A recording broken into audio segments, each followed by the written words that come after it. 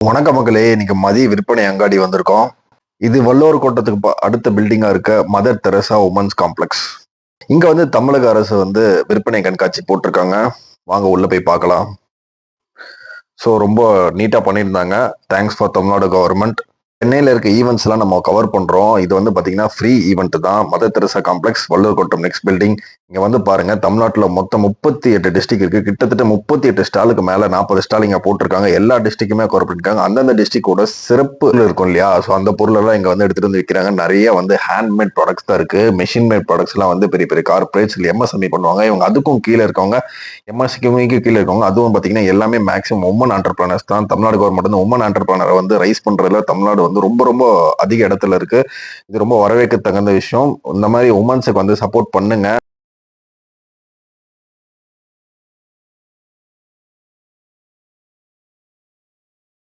சென்னை நம்ம மக்கள் வந்து சப்போர்ட் பண்ணோம். நீங்க தான் அதிக பாப்புலேஷன், எல்லா ப்ராடக்ட்ஸுக்கும் சப்போர்ட் பண்ணுங்க. வெளிநாடு ப்ராடக்ட்ஸ்க்கு எவ்வளவு சப்போர்ட் பண்றோமோ, நம்ம தமிழ்நாடு உமன் ஆண்டர்பிரனர்ஸ்க்கு நம்ம சப்போர்ட் பண்ண வேண்டியது நம்மளோட கடமை.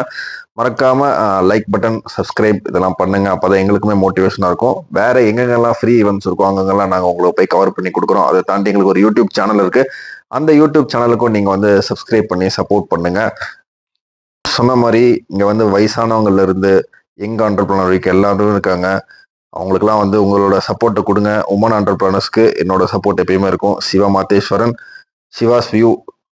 மறக்காம சப்ஸ்கிரைப் பண்ணி விடுங்க.